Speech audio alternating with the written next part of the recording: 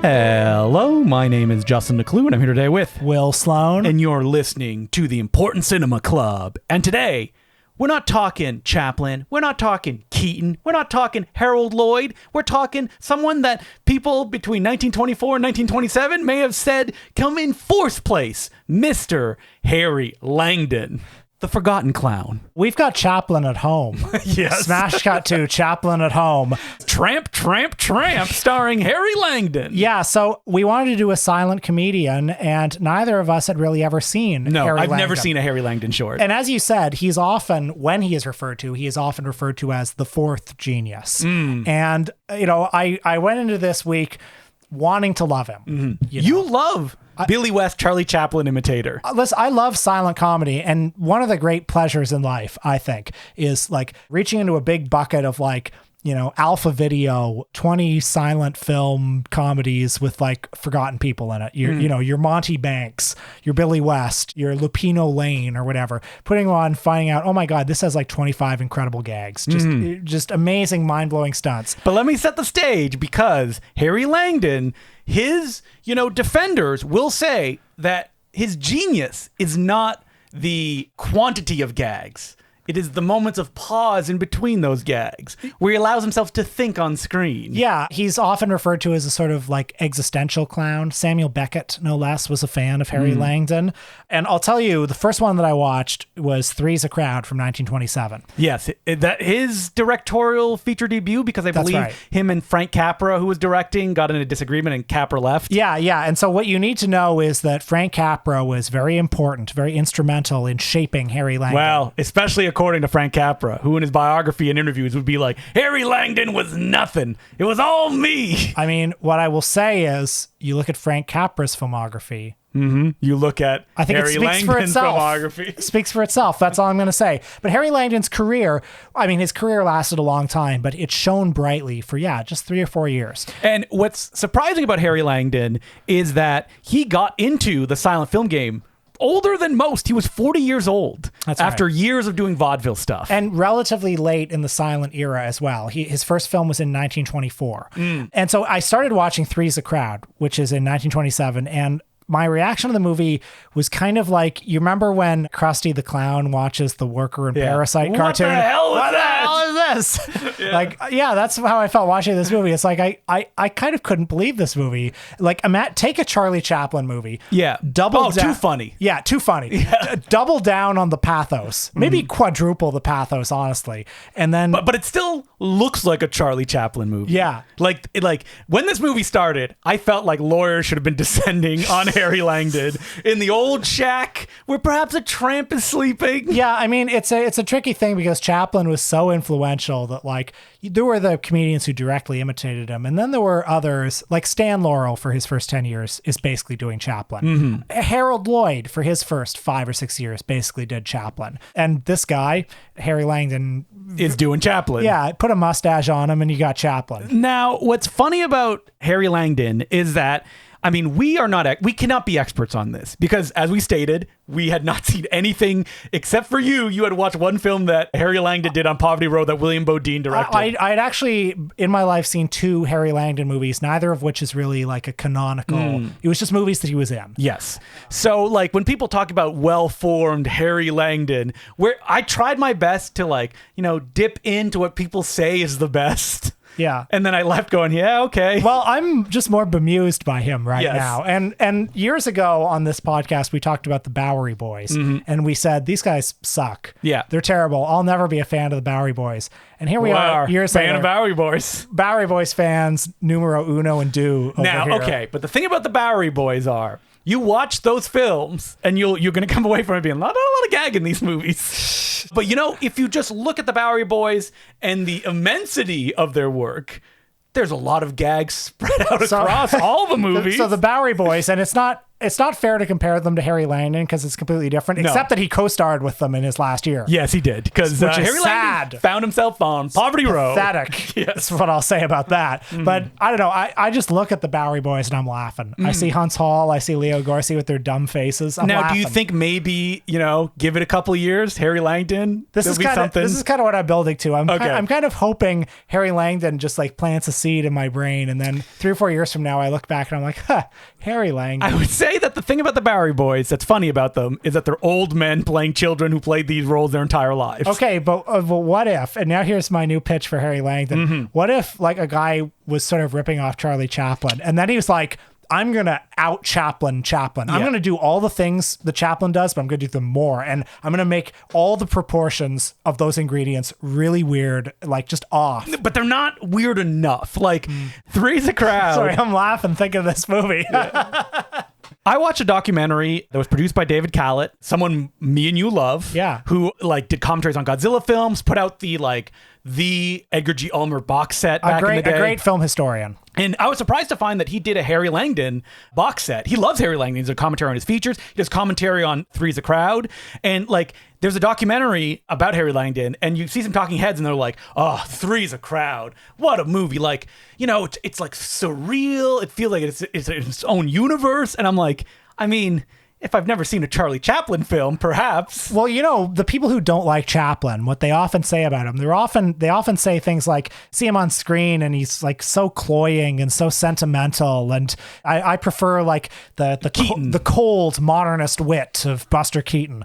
But I'm telling those people, check out Harry Langdon, because Harry Langdon's whole thing, and maybe I should have said this earlier, is that he's a baby-faced, naive man. And then he acts a little bit like a child. And his head is shaped like a teardrop. And his face is very white. That's right. Like, that is his like trademark. Yeah, he's got these Bambi eyes and this little sad little frown and these like doughy little cheeks. And he's not Buster Keaton. Like, he'll smile, he'll frown, he'll react, but he is kind of like on a regular level throughout. There's not much panic in his movies. And, when you said like Chaplin, there's also like Buster Keaton-esque stuff that comes into, like, there's big like physical gags. So it's like a mix of everything, really. Yeah, everything and nothing. So let's go back to the beginning. Harry Langdon, vaudeville, of course. I mean, where else is he going to come from? And then he ends up working for Mack Sennett, who loved Harry Langdon. And Mack Sennett, if you know the name Mack Sennett, it's probably because he discovered Charlie Chaplin. He created the Keystone Cops. He was the pioneer of screen comedy in the United States. And he was so impressed by Harry Langdon's stage show, which supposedly involved like a bunch of optical illusions involving a car. None of the shorts I watched had that kind of visual imagination in them. And he started working with him, and we both watched his first short, Picking Peaches, which I kind of like. It's, you know what? If you put silent comedy into an AI video generator, like, this is what it would be. Yeah. Well, it's largely an excuse to show the Mack Sennett bathing beauties, which back then Mack Sennett was famous for two things: chases and pratfalls and bathing beauties. And this movie has a bunch of both. The thing that I loved most about Picking Peaches is, I almost said Harold Lloyd. Harry Langdon, he himself is AI generated. I'm sorry. And like this short, like, it's his first, so there's no character. He just plays like a rich guy in the short. Yeah, and he bumbles and he stumbles, and he's working in a shoe store, and there's a gag early on where he's like on the ladder, like looking at the shelves, and then the ladder falls out the window, and then for some reason we're on like the 20th floor of a skyscraper. It's like, why is it on the 20th floor of this shoe store? Harry Langdon loves, I mean, all the silent comedians love this kind of stuff of the like, I go out a window and I'm really high. So Mack Sennett loved Harry Langdon. Boom, he becomes a star fairly quickly. And Harry Langdon switches to a different company. Is it First National? First National, that's right. And First National was also where Chaplin made a lot of his features before he branched out on his own. First National became Warner Brothers. And so he teams up here with a number of different filmmakers as well, who mold him and shape him and turn him into the man we all know and love today. A Little Tramp knockoff. There's Harry Edwards, who's the director of many of the films. Tramp. That's his. That's one. I fucking swear to God, one of the movies is called Tramp. Yep. It was later remade, I believe, because there's another movie called Tramp. That's a talking picture. So it's like you go see The Gold Rush or something. That only has one tramp. This has three tramps. That's right. Not until Chu Yang-ping would make his movie was 4 tramps are we tramping it up more than audiences can take. No, we're just kidding. They put the word tramp in the title 3 times. No, I wish it would 3 Harry Langdons. But following that, so he worked with Harry Edwards a bunch, but the most important thing probably of Harry Langdon's entire career is his relationship with Frank Capra. Now, Frank Capra, like we said, has written and said in interviews, I molded Harry Langdon, he was mine. But he only did a couple shorts and the features. Harry Langdon had become popular without Frank Capra before then. So maybe like the most popular Harry Langdon, which we watch the feature films that Frank Capra directed, that's what he meant. But it should be noted that Harry Langdon had already reached a high level of popularity before he met Capra. Well, one of the films that Frank Capra wrote that is largely credited with cementing the Harry Langdon character is 1926's Saturday Afternoon. Now, this is only 2 years into Harry Langdon's short filmography. I'm just laughing thinking about watching the short, waiting to laugh. So, well, yeah, I had a similar experience with it. It's a henpecked husband kind of story. He just wants to cheat on his wife. That's right. He comes home and his wife, she's a real battle axe. She's practically got a rolling pin. I mean, every silent comedian had one of these. And she's like, give me all your money, Harry. And he's like, okay. She says, under the carpet too. And he does I like the part where Harry Langdon's friend goes like, check out the lamps on this dame. And by the I mean the title card. That made me laugh. Yeah. Maybe it's unfair to compare Harry Langdon to these other comedians, but fuck, I'm just comparing him to people I like. This short, which is considered one of the classics, it doesn't quite have the snap, does it? No, it doesn't. It's not very fast-paced. But Harry Langdon is not known for the snap. Okay, I'm sorry, though, but Laurel and Hardy would do the long build. Yes. They would do the slow accumulation of, there's one absurd thing, and then it compounds and compounds and compounds. This isn't that either. The thing about these shorts, though, is that there is a objective way that I can evaluate them. Is, do I laugh watching them? And no, I'm not laughing much. Okay, but here's the other one. Do you like Harry Langdon as a person? Well, I like that he exists as a screen presence. I don't know, because I don't think I do right now, and I'm up for revisiting this. I want to revisit this. I am hungry to love Harry Langdon. I love Harry Langdon in one thing that I saw him in today, but we won't talk about that. Yeah. But I don't know. I have the reaction to Harry Langdon that the people who don't like Chaplin have to Chaplin. Where it's like, what is this? Like too sentimental, too slow pace. Who's this little weenie? That's what I think of when I see him on screen. But it's undeniable that Harry Langdon was popular. But does the march of history kind of align with the way that we're feeling right now? Well, very few silent comedians are popular today. Really, it's just Chaplin and Keaton. We watch silent comedies with comedians we're maybe not that familiar with. We laugh. I mean, you go see when the Toronto Silent Film Festival shows, their shorts line up. You'll hear people laugh at gags from people you've never heard of. Stuff, shorts that are 110 years old. Yeah. And I'm not feeling it with Harry Langdon. Maybe we didn't watch the right shorts. Probably not. But what I am feeling is a sort of, and we're not digging him up just to bury him. What I feel towards Harry Langdon is a sort of grudging respect for the strange vision that he showed in his directorial efforts. Yes. So Three's a Crowd. This is one that actually, first we should say Long Pants. Because I watched that one. Because this is credited to Frank Capra, although it was apparently taken out of his hands. Capra was not happy what Harry Langdon did to it. Because the plot is Harry Langdon, he's got to get in a marriage that he doesn't want to be in. Well, hang on, let's back up. Yeah. I love the setup of this movie. Harry Langdon plays a man-child. Yes. Who lives with his mother. Lives with his parents. He is of indeterminate age. He's a Pee Wee Herman, if you will.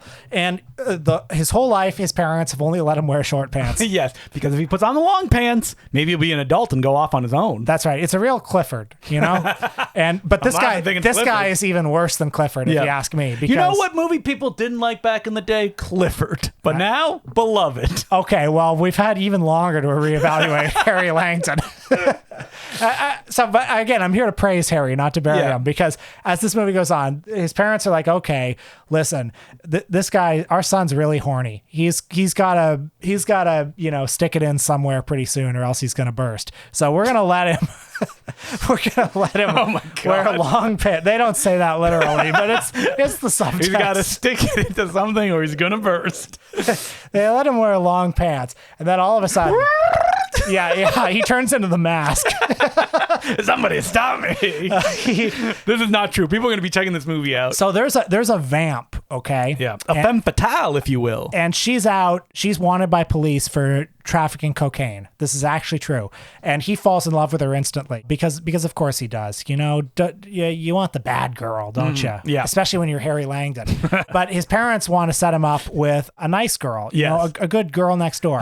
And how does Harry want to get out of this one? He takes the good girl next door out to the woods, planning to shoot her. And there is some funny stuff in this scene. There is. Where his like gun doesn't work, and then like she gets the gun. He gets stuck in his top hat. It's really tough for me to keep going with Harry at this point. No, absolutely. And like, he was gonna kill just an innocent woman because he didn't want to marry her. And this is what I'm saying. Like the proportions are all off. Yeah. It's like for the first 20 minutes of this movie, it's like, oh, he's a fun man child. He's a silly guy. He's like the little tramp but now he wants to literally kill someone.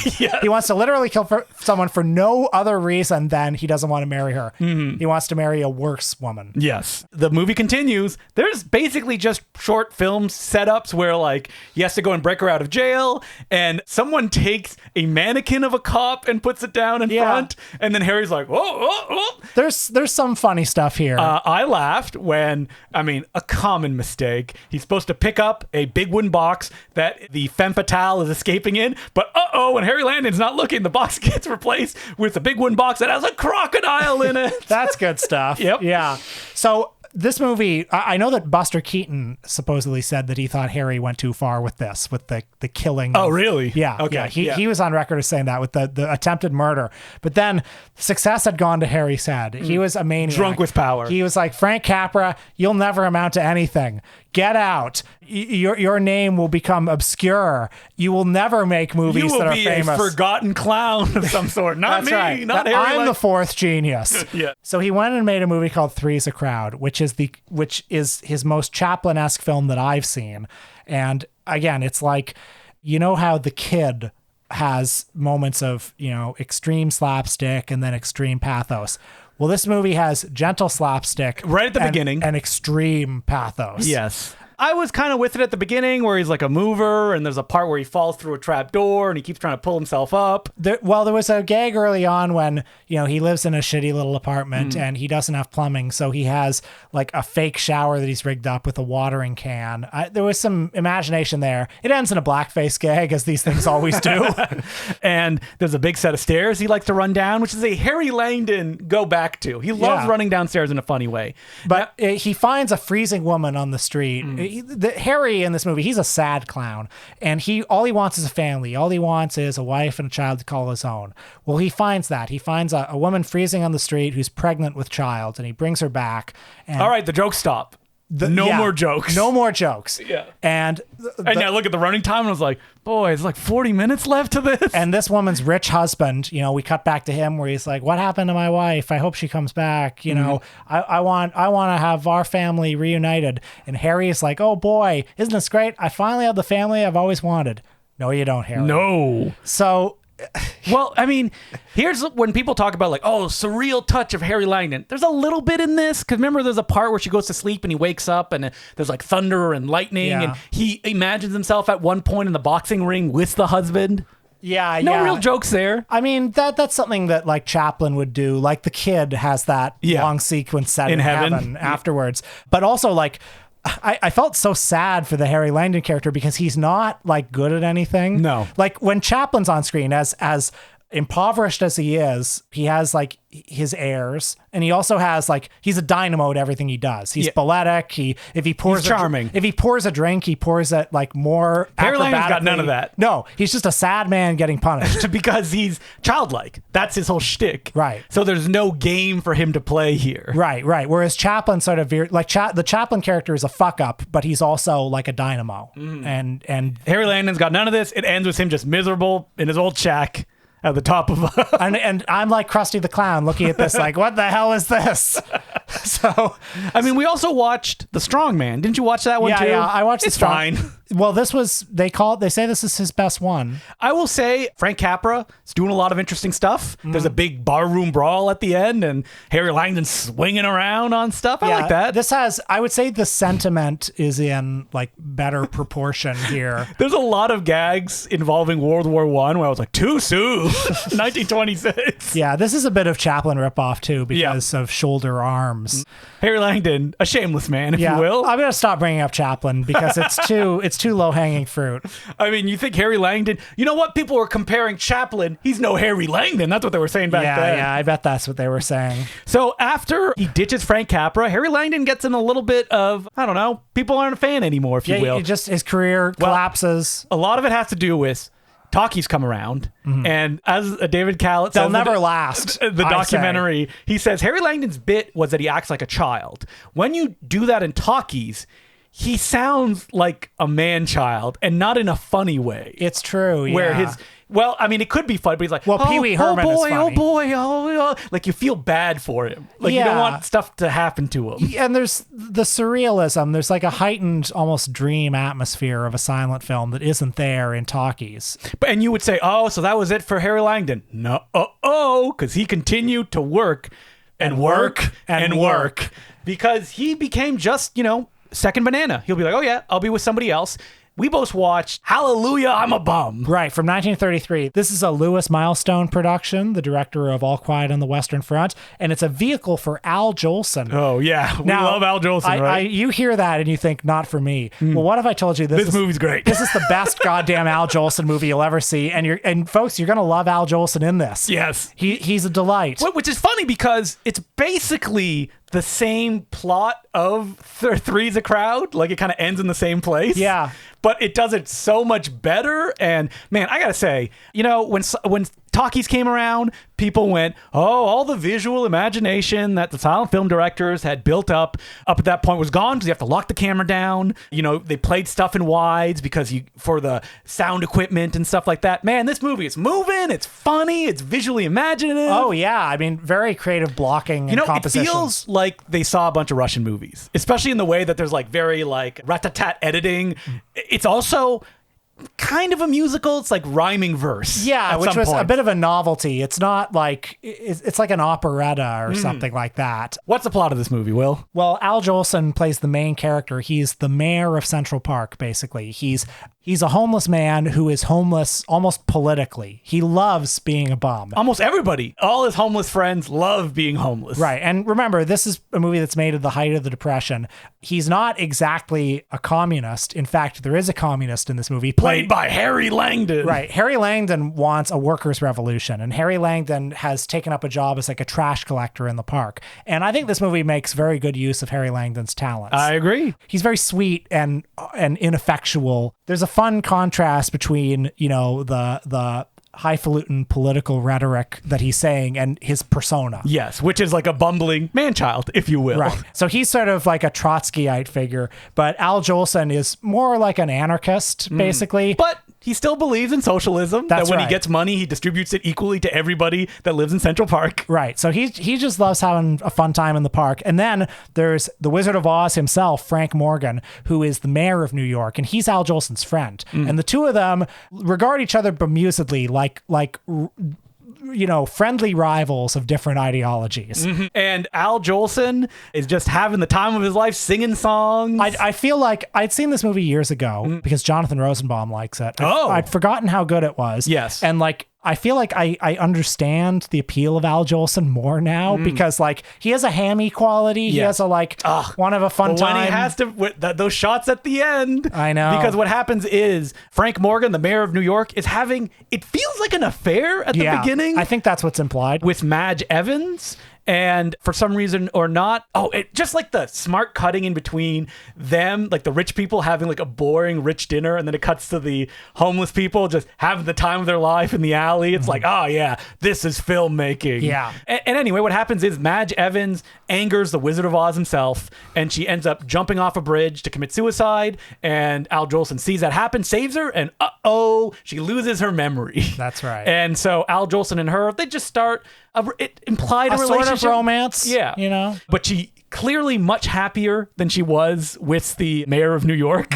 And what ends up happening is that, I mean, this is weird. Like the movie, this plot kicks in like an hour into like a 90-minute movie. That's right. That you're just hanging out, just having fun in the world before then. You know, I was quite moved by Jolson has a little friend in the movie who's played by an African-American vaudevillian. Yeah. And the two of them are like best buddies in the movie. And then there's a brief section of the movie where Jolson gets to like live the high life. And all of a sudden... He's working at a bank. Yeah. His black friend all of a sudden has become his servant. And the movie understands, and we understands this isn't right. And the park had a more egalitarian, you know, truly democratic atmosphere, including racial equality. So, you know may what? not expect that in an Al Jolson movie, folks. Not at all. But I'm telling you, put aside what you think you know about Al Jolson and watch this movie. And then don't watch any of his other movies. But Harry Langdon, funny in this movie, and you can see how he's yeah. utilized within this context. He's great. I'm happy to have a little praise for Harry. And hey, you checked out some of his Columbia shorts. Yeah. Because later on, what happens to silent comedians when they die? They go to work at Columbia alongside the Three Stooges. Well, so Harry Langdon, though, he like went to work for Hal Roach. Then he went back to work for Max Sennett. There was Educational Pictures, which was not an educational company. They just did shorts with like slumming, washed up comedians. Harry Langdon is famous for subbing in for one comedy duo. That's right. When Stan Laurel got in a fight with Hal Roach, all of a sudden Stan Laurel was replaced by Harry Langdon. Wait, with who's Oliver playing Harry Hardy. Langdon in the Ollie and Hardy movie? Because you see behind the scenes. You see him, and it's a guy who looks exactly like Harry Langdon. Really? Yeah. And so he ended up at Columbia, and he went like in and out because I looked at his credits, and he had like shorts in 1940, but then also shorts in 1943. So like he kept coming back to like the audience to just demand more Langdon. And Columbia Pictures had a house style, Yes. which is basically the Three Stooges house style. Buster Keaton did shorts at Columbia, and like he really chafes against that style. Harry Langdon did shorts. You know the sound effects. You know the eye poke, the boink, the yeah. What other sounds do you have in those movies? The crash and stuff like that. The same supporting cast who are like guys who were also in the silent era, like Bud Jameson and Vernon Dent. So I'm a simple man. I looked at the shorts and I went, all right, which one was directed by Jules White, who is the master of violence of the Three Stooges? That's right. If you want the most violent Three Stooges short, you watch a Jules White one, even though he produced most of the Columbia shorts as well. That's right. And I got to say, watching this 15-minute Harry Langdon short, I probably laughed more than the entirety of his filmography. I was, I just thought like, I'm not looking at anything past Hallelujah. Why would you? Yeah. I just thought, I know what the shit room is like. But then you were showing me this short and I thought, fuck, this is good stuff. Now, we should say, is it recycled gags from his silent films and from other Three Stooges bits? Yes. Yeah. But a joke's a joke. Like, I'm going to laugh. Funny's funny. Yeah. And I can see, watching those shorts, what Harry Langdon's shtick could be, because he's doing a lot of like physical things where the top of his body stays still and he like kicks his legs out. Harry Langdon goes back to a gag where he like steps in a bucket a lot, like, and he has to kick it out. That's one of the sequences that I showed to Will. And so many stunt people. I mean, this is not Harry Langdon, but it's the Columbia style, just killing themselves for these shorts. Well, he died in 1944 at the age of 60 when he was still very active on Poverty Row, making films for such great filmmakers as William Bodine. And I'm sure if he were listening to us now praising his Columbia shorts, He'd be like, what the hell are you talking about? you know, talking about how great he was in Hallelujah, I'm a Bum, and sort of dismissing some of his better known films. Well, Harry Langdon, something about his career is that a lot of his films, including some of his directorial efforts people said were the best, are lost movies. Yeah. That you can't even see them. So It's too bad. Man, I love looking at like someone like Jules White and like scrolling down all the way to the bottom to see like what else? Who did he direct? Who will conquer that filmography? You know, so any Poverty Row filmmaker, if you look at Letterboxd by popularity, the most popular one is always something with Bela Lugosi or Boris Karloff. 100%. And then under that, it's like, well, maybe there's some Charlie Chan, then some Bowery Boys.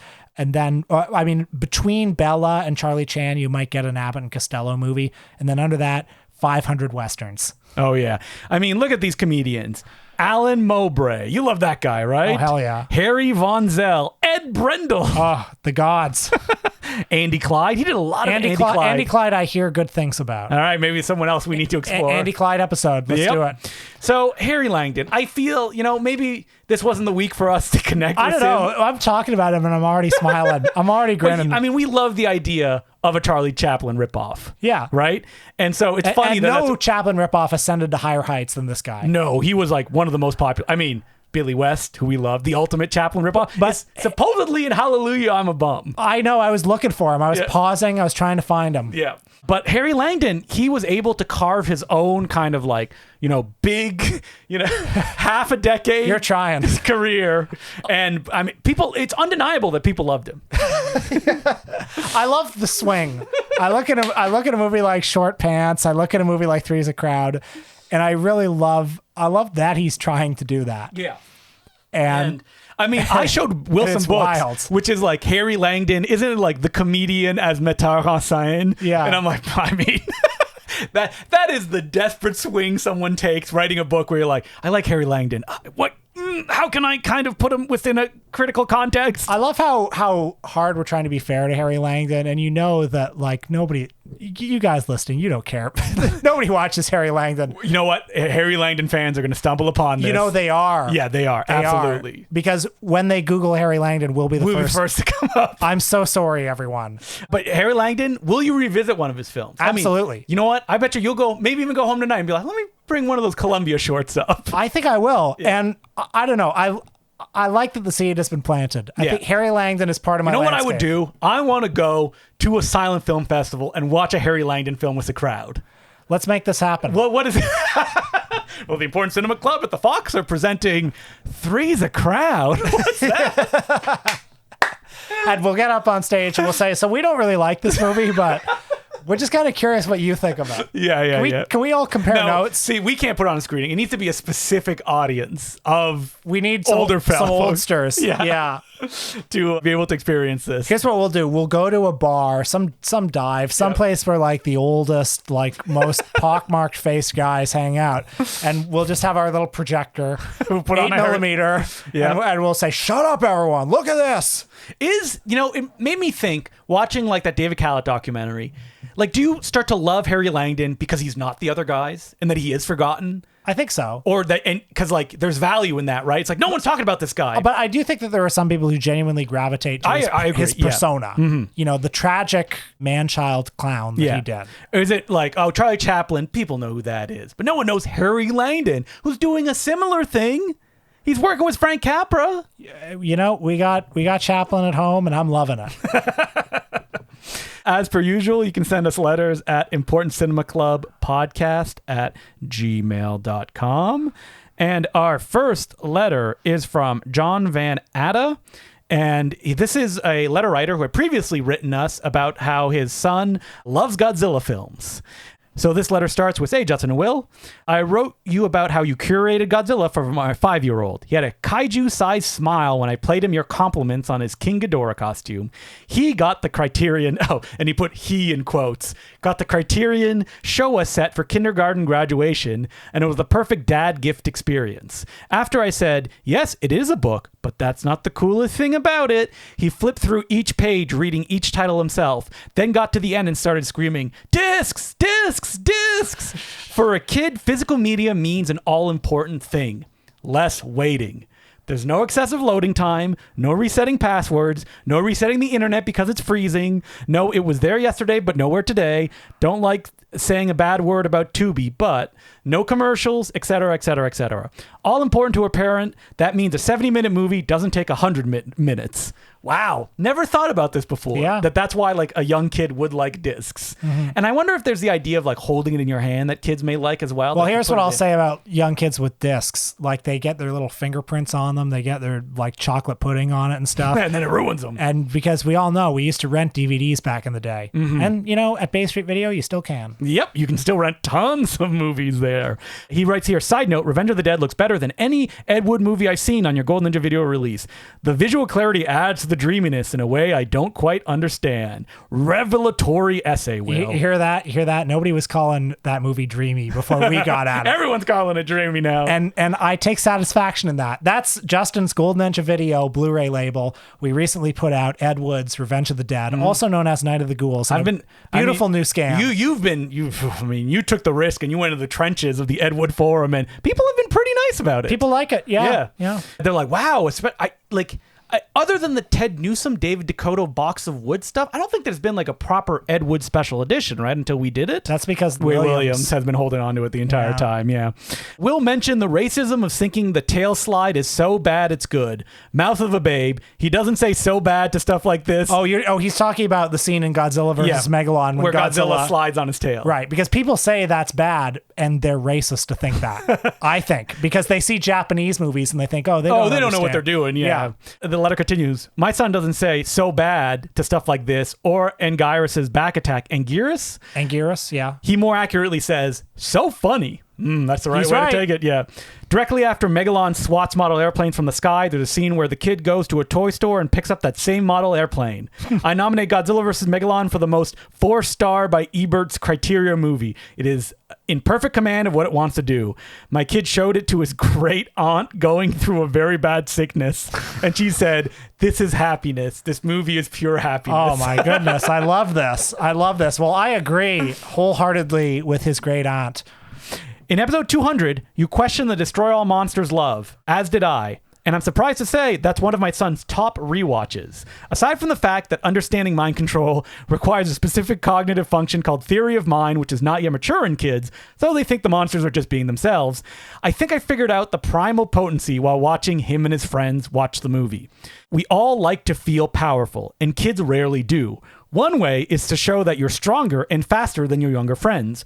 This sucks for the younger friends. The King Ghidorah beatdown is the fantasy of teaming up to beat the bigger kid who always beats you to the ball. Add that to the fact that kids fail at the vast majority of things they try. They are entering a development phase of psychoanalysis. Man, very detailed here. Eric Erickson calls industry versus inferiority. The lack of suspense in the fight give the unrealized in real life catharsis of pure industry, zero frustration, complete success. Okay, so folks, if you're lost, the movie Destroy All Monsters. Yeah, people love Destroy All Monsters. Yeah, it ends with a scene where Godzilla and like 10 of his good friends just beat the shit out of King Ghidorah, one monster. Yeah, and we thought, well, that's not a fair fight. Yeah, but as the kids love it. As this child points out, my argument would be the rest of Destroy All Monsters too. Not one of my favorites. It's a little slow, I think, but I'll take another look at it soon. Question. Can you do stream of consciousness won't hold you to it top 5 Godzilla movies? If it's easier, top 5 Showa ones. All right. Okay. Godzilla, of course. Godzilla 54. Yeah. Godzilla Final Wars. Absolutely. No contest. Do we put Shin in there? Oh, man. I really love Shin Godzilla too. And then I love Godzilla versus the Smog Monster. Yes. That's definitely in there. I'm tempted to put Megalon just because I love it. You love Megalon. But it's not top 5, really. Probably Godzilla versus Mothra. Because that's that's a great one. We got 5 right there. Yeah, okay. I mean, you watch those movies, if you don't like those ones, Godzilla's probably not for you. And what I like about this list is you have all the different flavors of Godzilla in there, you know? I mean, the argument, Shin Godzilla is different enough from Godzilla 54 that I think we made the joke on that 200th episode, but it's like when you scroll through like a top 10 list of Godzilla films, what do you think is going to be number 1? It's always Godzilla 54. Yeah, I mean, it's the best one. It's almost boring to say. And if people start putting Godzilla -1 on that top 10 list as number 1, you get that off of there. It's good. It's good. It's no Godzilla 54. Come on. It's no Godzilla versus Mothra either. No, I would agree but with that. But it's good. It's good. So I'm curious about this letter writer. Write us back in 5 years. Does your son still like Godzilla movies? Does he still talk about it? Has he moved past it by that point? I don't think he ever moved past it. No, I don't think. If it's making that much of an impact and he's dressing up in a Halloween costume of it, I think it's going to stay with him for now. And because Godzilla works on multiple levels, you're a child, you enjoy monsters stepping on cities. Yeah, because you don't understand like special effects or anything like that. And then as you get older, you realize the full scope of man's nuclear devastation. Yeah, that's what really gets you back to it. Thank you very much for that letter. History shows again and again how nature points out the folly of man. What song is that? Godzilla. Blue Oyster Of course, Cult. I've heard it a million times playing the Godzilla pinball machine. Yeah. All right, so our next letter is from Liam, and he asks, recently I saw Once Upon a Time in Wakaliwood, and I was going to ask you guys to do an episode on this famous studio, but of course you guys did 5 years ago. So Wakaliwood, for those who don't know, is in Uganda, I believe it is, and not in downtown Uganda, in the slums of Uganda, frankly. There's an incredible burst of creativity that's happening right now. There's a great filmmaker there named Nabwana IGG who makes these incredible low budget action movies with his friends and family and anybody who is in town. Yep. Watch Who Killed Captain Alex right now. Go do it. You can watch it. I think it's on YouTube. Yeah, and you'll have so much fun. So much fun. I think we talked about it when we did our Wakaliwood episode. Had we seen the screening where they brought like the director to TIFF to show it? Maybe not. Yeah, Peter Kaplowski brought these guys. Yep. And what a screening. It was one of the best screenings. I almost tear up thinking about it. I do want to mention the documentary that the letter writer points out.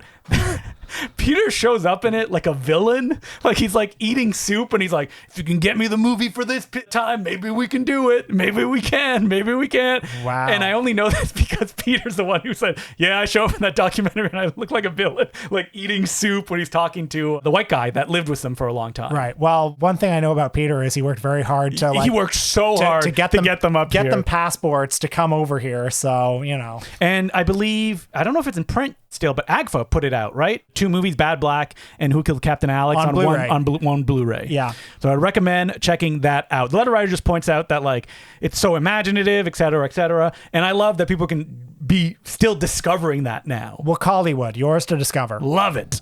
So again, you can send us letters at importantcinemaclubpodcast@gmail.com. I mean, there's a logical extension from Harry Langdon to the filmmaker we're doing next week, Paul W.S. Anderson. That's right. Paul W.S. Anderson, the auteur of the Resident Evil series. But we're not really talking about that. We're not going to talk about Resident Evil next week. You know what? That could be a Shocktober episode. We're always thinking like, what franchises do we have to talk about? Right. Resident Evil's right there. We'll probably do, by the way, Shocktober in like December or something this year. We may bank some episodes because some life events are probably going to be coming up around that time. But Paul W.S. Anderson, do you have any like track on the guy? I have no relationship with him whatsoever, but I do know that a lot of people like him. And he is one of, when vulgar auteurism was a thing. Oh. And look up the Wikipedia page right now, folks. You know auteurism. Well, what if we put a backwards ball cap on it? No, I'm just kidding. Like about 10 years ago, like he was one of the wave of filmmakers. I love him being like vulgar tourism, like, but that's what tourism was created for. Yeah, like, yeah. No, it was just like a message board thing that got out of hand.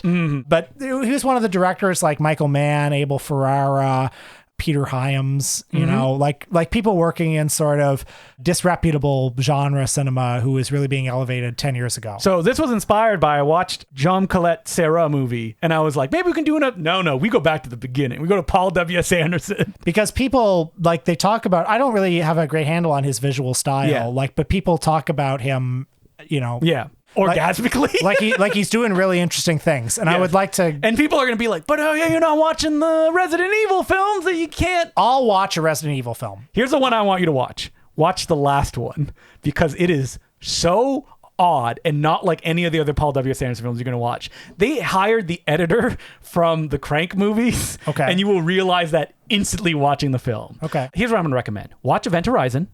Because that is not based on anything. It's him doing his own thing. People love Event Horizon. I would also... He did Mortal Kombat, right? He did. I've seen that. Yeah, you don't need to see Mortal Kombat. Also watch... What about his steampunk Three Musketeers? You could do that. Tarantino loves that one. I'm trying to give him like the best chance he has. So I don't want to throw you like, Monster Hunter. The recent one he did was Tony Jaa and Mila Jovovich. Yeah. I want to love him. So let's... Here's what, Alien vs. Predator. Have you seen that one? No. You probably did. No. You haven't seen Alien vs. Predator? I've never seen Alien vs. Predator. Okay. And Three Musketeers. Those are the 3 you should watch. Okay. People are going to be like, oh, but what about Shopping? Because that's his kind of breakout one. It's fun. It's good, but like he doesn't really go back to that ever. I've seen Death Race as well. Okay, so you're not going to watch Death Race. Yeah, so Event Horizon, Alien vs. Predator, Three Musketeers. Those are the 3 I want you to watch. I'm excited. I've seen them all except for maybe Pompeii, which maybe I'll watch this week. Trudge into the mire, the muck, to watch Pompeii. Maybe I'll love it. Maybe I will love it. Maybe you will.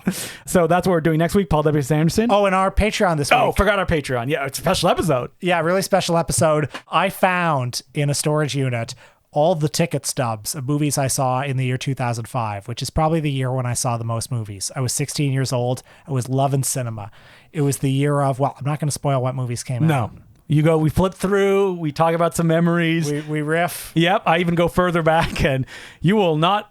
There's one institution Will visited way more than he even thought. Yep. If you listen to the podcast, you can probably guess what that is, but we'll talk about it on the episode on our Patreon, patreon.com/The Important Cinema Club. So until next week, my name's Justin DeClue. I'm Will Sloan. Thanks for listening.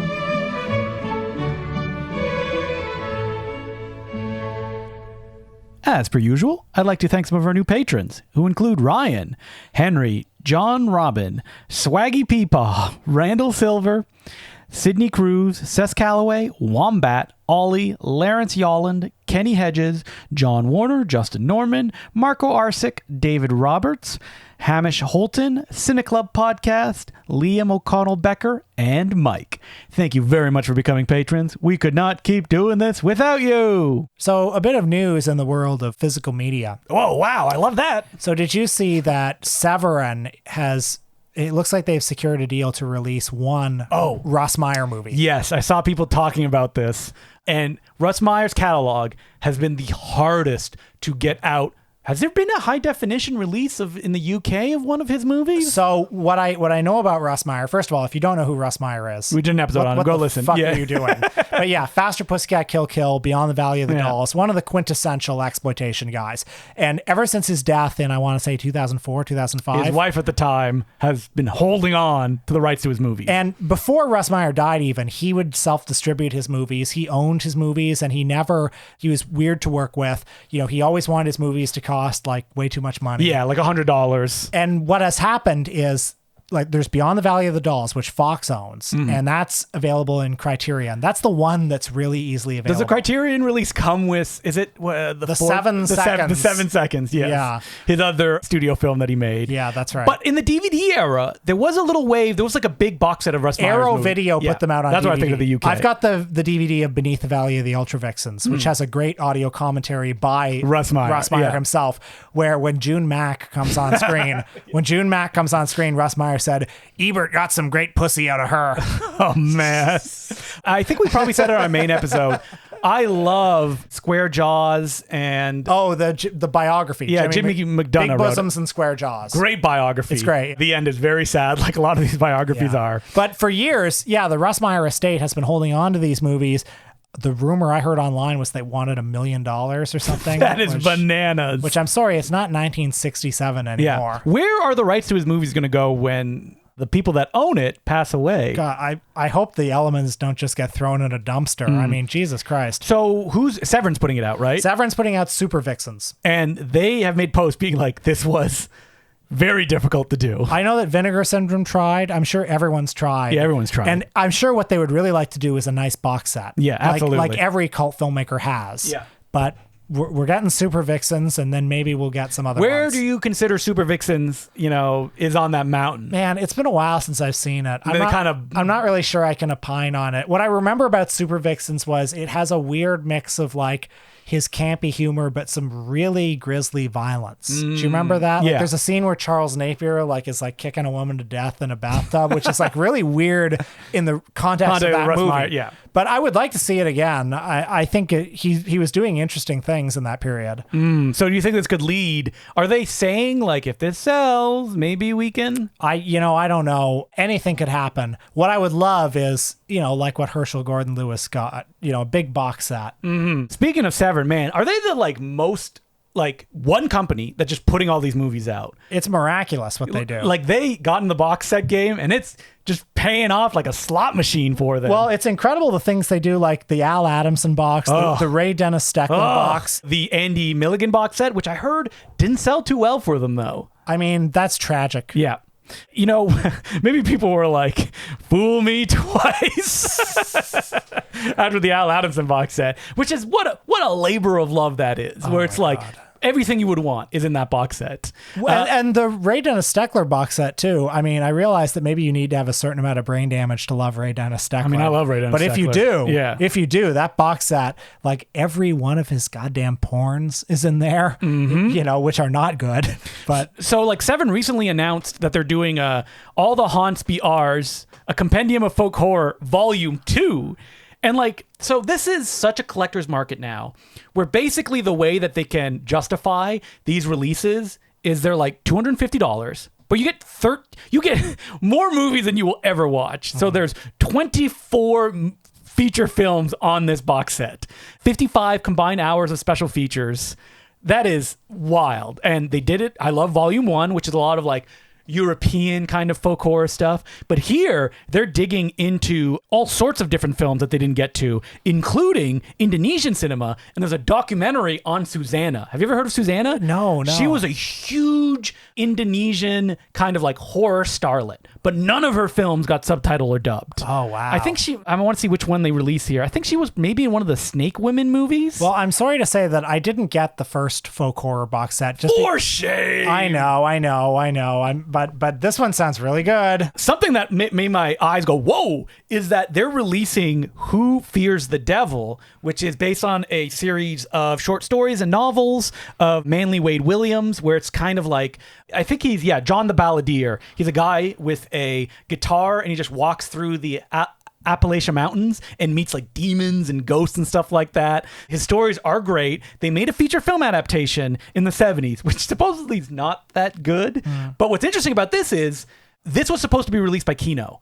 They announced it, they had cover art, they had someone who did a commentary, and it just disappeared 10 years ago due to rights issues. And now it's being released on this box set. Wow. So Severin, they've got all the connections now of who, I mean, they're getting a Russ Meyer film out. Like, they are on a wild roll right now. Born of Fire is a great movie. There's an old 1977 South Korean film on this, like a horror picture. There's a Japanese one, but Bakaneko, A Vengeful Spirit. Like, they're hitting all the quadrants with this box set. My God. No, it sounds great. And then, afterwards, they can just release them as single releases. So, like, they don't keep them, trapped on here. The big ones then get their own releases. But all you freaks who are interested in this, you're buying this. But you're not allowed to watch it unless you watched every one movie on the previous box set. No. Those are the rules. No. You have to buy it, but you can't watch it. So physical media, it's when will it crash? Physical media, dead and loving it.